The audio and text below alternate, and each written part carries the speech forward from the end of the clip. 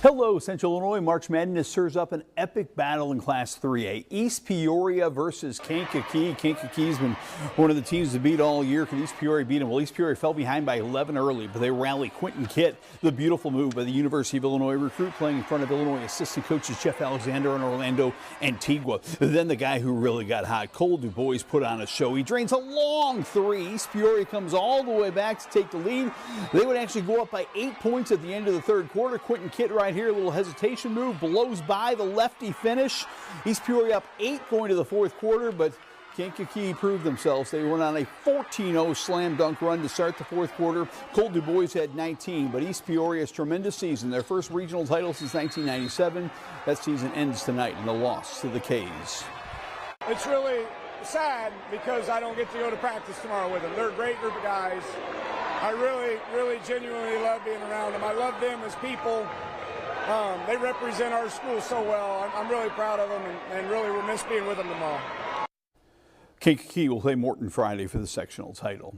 Also in Class 3A, the Normal U High Pioneers. Threes are wild in 3A. Normal U High came out firing tonight in Mahomet in their game against Springfield. It's going to be Dallas Smith. He played a great game, the senior point guard, the corner three. Then watch Owen Kirby and Cam Johnson work a little two-man game. Cam's going to hit a three here. Moments later, it's going to be Cam to Owen, and Owen's going to drain a three. Normal U High's first 5 buckets were all from behind the arc. That's 5 times 3. That's 15 points. That's good. Later, Ezra Hansley for 3, and Normal U High is a winner, 64-54. A great team win by this senior-dominated team. U High's in the Sweet 16.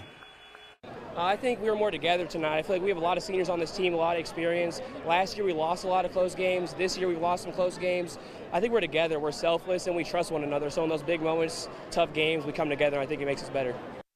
More with the Pioneers on overtime. They'll play Decatur MacArthur on Friday. In Class 2A, Pontiac had an amazing season. An amazing King got him off to a good start tonight. Amazing right here. We'll drill a 3 for Pontiac later. He'll score on a rebound bucket. But Yorkville Christian scores the final 6 points of the game, and they knock Pontiac out of the state tournament 50-44 tonight in Seneca. What to do the night before you play in the girls basketball state finals? If you're a DMAC chief, you go support the boys. There's the DMAC Star girls cheering on the boys tonight as they battle Brimfield. Levi Kaiser, a bucket right here for DMAC as they had the lead early, but boy, Brimfield came back in a big way. Dawson Troffigan for 3, and the Brimfield crowd was going crazy. Connor Doe was absolutely terrific. He drives here. Brimfield's up 4 in the fourth quarter. But the star of the game was Takai Albritton. Albritton on defense pokes the ball away. Cohen Gilbert scoops it up and drives the length of the court for a bucket.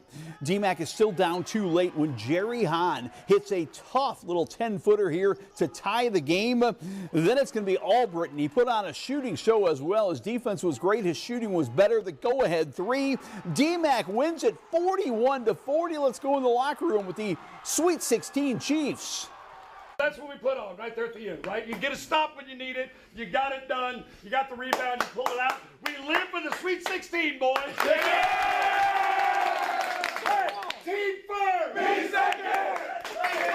Hopefully we get the girls in the state championship and we keep going and basketball keeps playing in the March.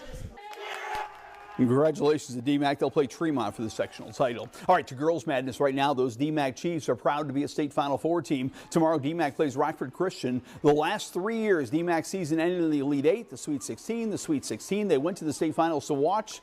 This year, they're going to the state finals to play in the state Final Four. I think about the years that we've lost and then we've, traveled as a team to go watch all the other teams playing in state, and we're like, wish that could be us. But just going into every game, staying humble, and really just staying disciplined and trusting ourselves and trusting our coaches as well.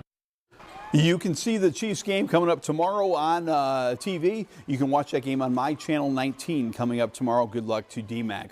The Washington Panthers play in the big arena and on the big court on Friday to get ready for CEFCU Arena. The Bradley Braves practicing tonight at Renaissance Coliseum on the Bradley campus.